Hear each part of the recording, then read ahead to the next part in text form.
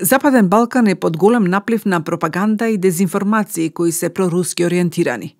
Дезинформациите, комбинирано со манипулација и психолошки тактики преку медиумите, даваат искривена слика за стварноста. Разговараме со првиот официјален амбасадор во НАТО Дане Талевски. Географската положба на Западен Балкан е значаен за Русија, поради енергетските ресурси, положбата, транзитната рута на гасоводите и инфраструктурата, од тука и важноста на оваа геолокација. За руската хибридна стратегија која ги инфилтрира негативно историските и културните врски, за да потикнува антинато расположение преку медиумската едукација на населението, соработката со граѓанскиот сектор и значењето на ангажманот на јавната дипломатија. Како да се намали скептицизмот кон НАТО и ЕУ, кои го сеат пропагандните машинери под руска контрола. Разговараме со амбасадорот Талевски. Почитуван амбасадоре, на што се темели и кое е влијанието на руската пропаганда како дел од незината хибридна стратегија за влијанието во НАТО зоната со посебен фокус на Западен Балкан? НАТО и сите НАТО членки се изложени во последен период неколку години на зголемен број на хибридни закани и напади кои доаѓаат од различни страни, од државни и недржавни актери, но сигурно најмногу предничи пред нив руските хибридни закани и напади на кои што и ние сме изложени. Тие ги користат така наречени прозорци на можност, Windows of Opportunity, кога се случуваат поголеми политички настани и настани кои имаат поголема политичка важност во државата и кои во себе учуваат различни елементи на поделби или различни ставови во државата, како например што се изборите, како например големи реформи поврзани со евроатлантските интеграции, конкретно кај нас, и секогаш се тие со иста цел да се сосема запре процесот на евроатлантски интеграции, под еден, под два, да се подкопа легитимноста на демократските институции, под три, да се продлабочи јазот натре во самата држава помеѓу политичките чинители и со тоа да се придонесе кон дестабилизација на државата во политичка смисла, ако може и во безбедноста, воедно и да се продлабочи јазот на државата со евроатлантските структури, со и со НАТО, односно да се приклони кон проруска страна. Користат најразлични инструменти, од кои што најзастапени се дезинформациите и користат исто и актери кои се од локална провиненција, дали се тоа од политичкиот живот, дали се тоа од религиските структури во религиозни заедници, новинари, медиуми и различни други јавни чинители кои на свој начин даваат придонес во креирањето на јавниот дискурс. Како НАТО се справува со руската хибридна стратегија и кои механизми ги има на располагање? НАТО до сега многу добро и успешно се справува со различни типови на хибридни напади закани, вклучително и руските. Важно е да се каже дека од 2016 година хибридните закани се препознаени како сериозна закана за безбедност и стабилноста на НАТО и на сите НАТО членки, кои може да доведат до ситуација до активирање на член 5. Тоа е врховната и најважна гаранција за безбедност и стабилноста на секоја НАТО членка, која подразбира колективен одговор, односно поддршка од сите членки, доколку е потребно тоа за одбраната на една НАТО членка. Во 2018 година е донесена глобална стратегија на НАТО за справување со хибридни закани и понатаму таа се развива во цел сет на превентивни и реактивни мерки, кои што дел се од цивилен карактер, дел се од воен, за одговор на хибридните напади и за заштита на безбедноста на граѓаните. Еден конкретен инструмент кој што НАТО го има и го користи е така наречени тимови за поддршка за справување со хибридни закани.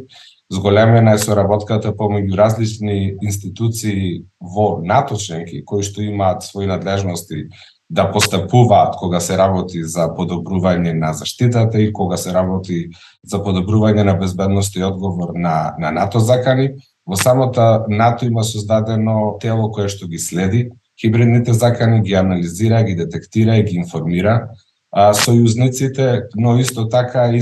воведена е и една нова стратегија од самитот во Мадрид минатата година за заекнување на отпорноста на НАТО членките, за да може да не се дозволи воопшто хибридните закани да предизвикат некакво значајно влијание во политичките процеси во било која држава. Така да има голем сет на мерки превентивни и реактивни. За одговор на тие не треба да ги заборавиме центрите за извонредност, кои што НАТО ги има, како например за стратешка комуникација во Вилнус, за енергетска безбедност во Литванија и соработката на НАТО со партнерите, пред се со ЕУ. Има заеднички центар за одговор на хибридни закани со седиште во Хелсинки, кој што е заеднички центар за извонредност на НАТО и на Европската унија, и во се поголем има продлабочување на соработката помеѓу НАТО и Европската унија за заштита на НАТО членките на евроатлантската безбедност од хибридните закани. Сега скоро беше донесен еден оперативен документ за заштита на критичка инфраструктура во смисла на енергетска инфраструктура и останатата критичка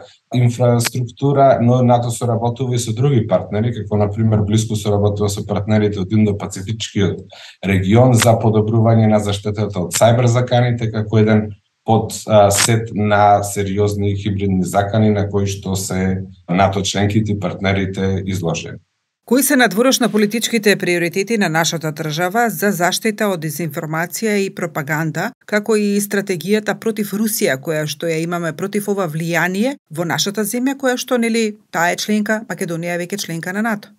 Да, Република Северна Македонија е членка на НАТО веќе 3 години. Со тоа се оствари на една од нашите најважни стратешки цели, но и значително се подобри безбедноста и стабилноста на нашата држава, како и безбедноста и стабилноста на нашиот регион. Со тоа помогнавме да се консолидира процесот на евроатлантски интеграции. Додека ги следиме нашите надворешно политички приоритети следни за членство во Европската унија, остануваме посветени на соработката со нашите сојузници во НАТО, во продлабочена соработка со НАТО структурите, но и во тесна соработка со институциите во Европската унија. Нашиот одговор позитивен кон поголемата заштита на нашите граѓани треба да биде соочување со тие дезинформации преку нудење на транспарентни, објективни, фактички и веродостојни информации, проверка на дезинформациите и поголема будност и внимателност на нашите институции за заштита на нашите граѓани и оневозможување на зголемено политичко влијание кој што би можело да влијае негативно, да ги успори или сосема да ги запре нашите евроатлантски аспирации, односно во овој момент нашите заложби за побрзо зачленување во Европската унија. На тој пат ние блиско соработуваме со сојузниците, веќе имавме одредени негативни искуства со изложеност на хибридни закани и напади, кои што со добра квалитетна работа на нашите институции беа надминати пред се на Министерството за внатрешни работи, но и останатите институции во чија надлежност е безбедноста и заштитата на државата. И во блиска соработка со НАТО, кој подсетил вашите граѓани дека имаше посета на НАТО тим кој што оствари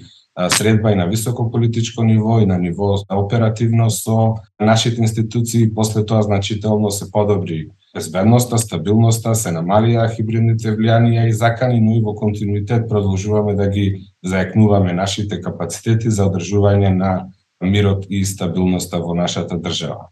Колку јавната дипломатија може да допринесе за разоткривање и спротивставување на лажните наративи, доколку се спроведе континуирана соработка со граѓанските организации за да се развијат ефективни и ефикасни одговори на пропагандата?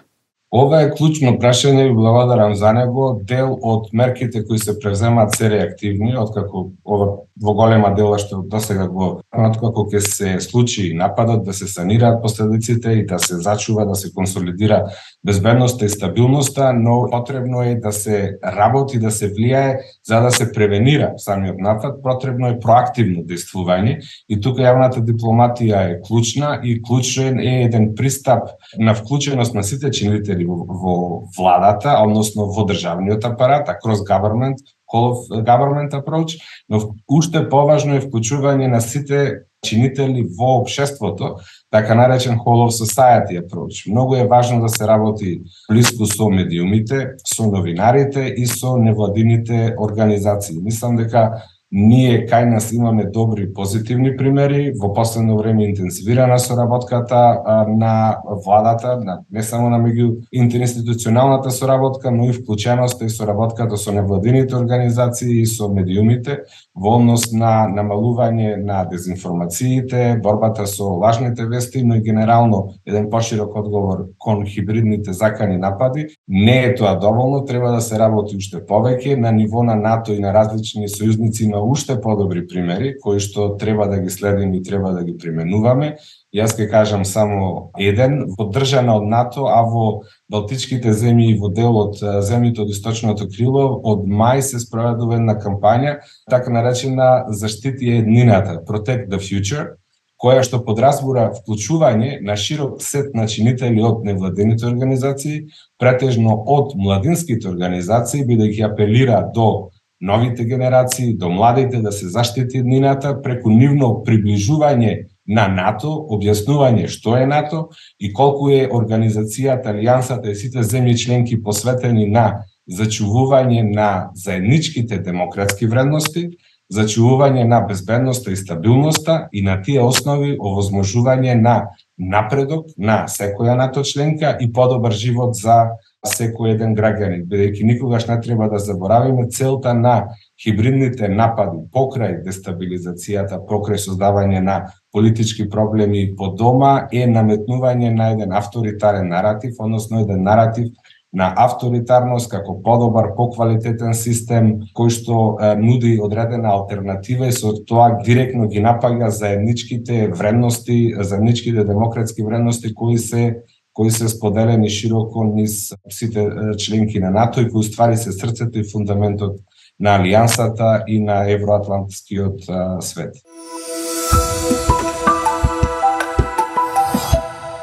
НАТО е политички вклучен за да ги подобри меѓународните односи, промовирање на демократијата и ефективно справување со дезинформации кои што се актуелни во изминатиот период. За стратегиите и мерките говоревме со официјалниот амбасадор во НАТО Дане Талески.